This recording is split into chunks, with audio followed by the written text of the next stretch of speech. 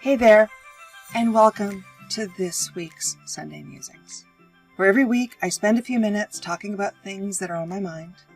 I also write a weekly blog hosted on Medium. You can check that out with the link right here. That blog will have more information, resources, other details. It's always complimentary to the video.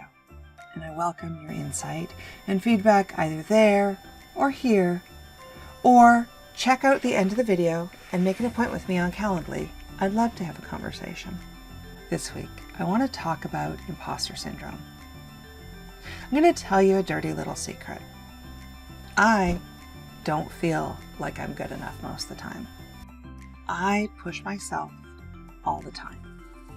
I try to attain something that may or may not actually be attainable. I shy away from praise and awards and often keep the receipt of them quiet because sometimes I just don't feel like I deserve that praise or the acknowledgments given to me. If I had just worked harder, I could have done more, and maybe then I would have deserved it. It could come across that I'm shy, and I am, and I'm an introvert, but that's not what's going on here.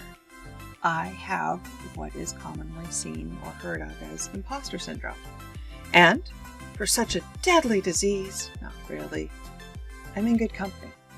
There are many other people out there, including maybe you, that suffer from imposter syndrome. Maya Angelou, after each book, would say, are they going to figure it out that maybe this time I'm not good enough? It's common in men, in women, in children. What is imposter syndrome? It's not a deadly disease. It's really an internalized experience where I believe that I'm not as competent or deserving as others might think I am. I often feel like a phony and I'm just waiting for people to figure it out. But the reality is, I'm actually really good at many things, and I work hard, and I really invest a lot in myself so that I am good at what I do. I'm not good at everything, but I am good at those things I choose to do. And it's really hard for me to admit that to myself. Another dirty secret, I will sit down in front of a mirror and force myself to tell myself face to face, eye to eye, and celebrate the things that I succeeded with every week. Because it's one of the ways that I work on combating my own imposter syndrome. So what is imposter syndrome? Well, it can result from a lot of things. And basically it means that you don't feel you're as good as others see you as. That you're an imposter, that you're going to be found out. It's not considered by psychologists or anything like that. It's not in the DSM, but it's very real. And psychology today estimates that 25 to 30% of people who are considered high achievers suffer from imposter syndrome. And at least 70% of all adults experience some form of imposterism at least once or twice during their lives. I think those numbers are low. I think we all have some insecurities. But where does imposter syndrome come from and how does it manifest? Well, perfectionism. It has to be perfect all the time. That goal, that aim for perfectionism, instead of just enjoying the process and doing as good or the best you can at that time, is embedded in imposter syndrome. You need to be better than everyone else, whether you do or don't, and whether you perceive it is or not. And most of imposter syndrome comes from within. It can come from having low self-esteem, or being scared of failing, or of succeeding. Stress from starting a new thing, a new role, a new project, a new job, moving to a new place. What if they don't like me? What if I'm not good enough? It also can come from the way you were raised. If you had important people in your life, parents, guardians, teachers who always pushed you that you weren't doing enough. Why did you only get a 95% on that paper? What's wrong with you? Why didn't you get the extra 5%? Or if you did a good job, saying, wow, must have been easy. They don't really seem to teach you much there, do they? It undervalues your accomplishments. And that can lead to somebody who has imposter syndrome. Because seeing it from others and being raised with people or in circumstances where your accomplishments are undervalued can lead you to do that to yourself. So how do you overcome it?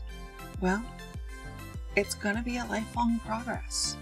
And the first thing you have to do is acknowledge that you have perhaps a skewed perception of your own reality.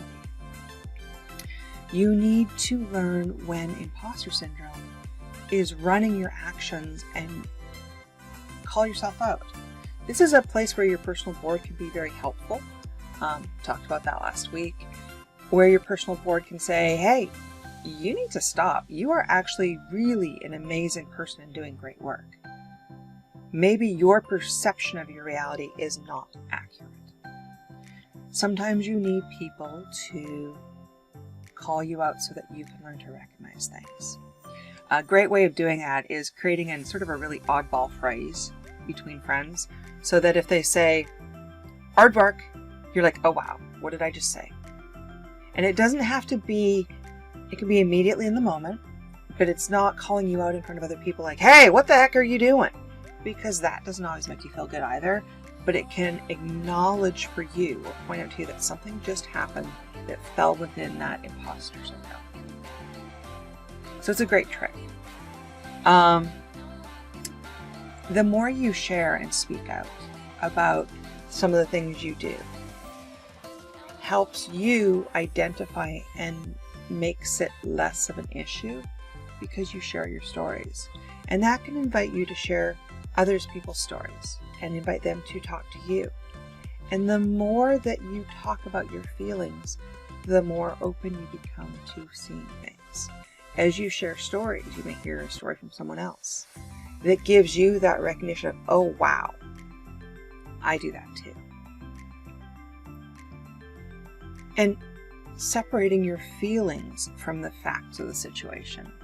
If you complete a project and it is well received and it works well and it's well functioning, why are you beating yourself up that you missed this one thing or it could have been this much better? No one else is asking you about that. That's where your feelings do not relate to the facts.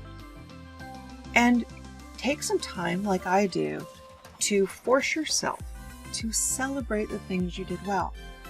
A lot of time planners and day planners and all that nowadays have these call out your achievements or call out your gratitude sections.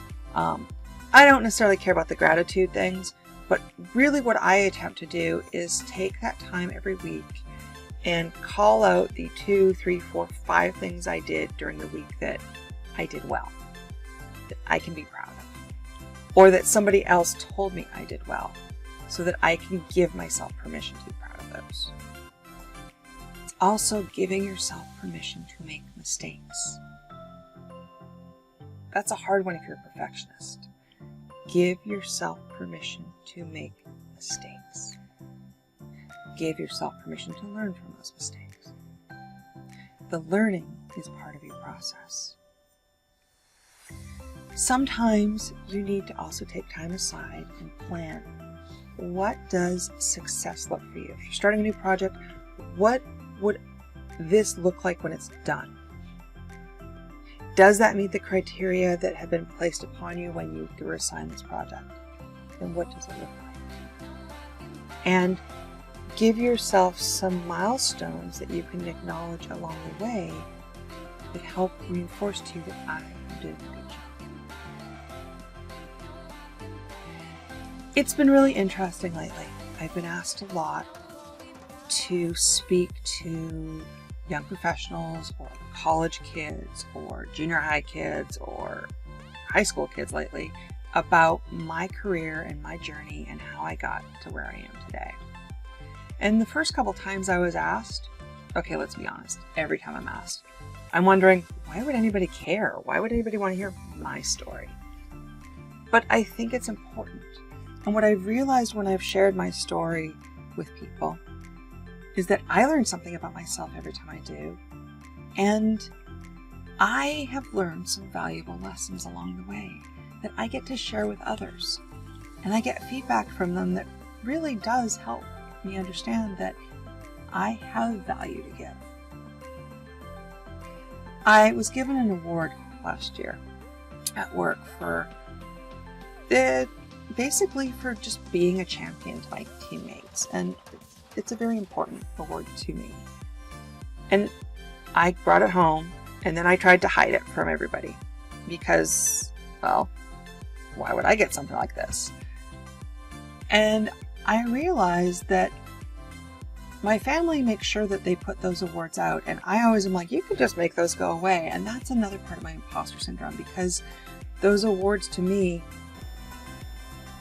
are symbolic in some way that I didn't do enough and I don't really deserve them, but I did, and I earned them.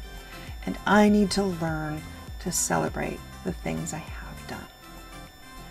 So those are some things I do. I don't know that imposter syndrome is something that I will ever be rid of, but it is something that I work on every day. I actually saw a TED Talk, and I'll make sure that's linked in the Medium article if you're interested, where this amazing speaker talks about her imposter syndrome, and she named it.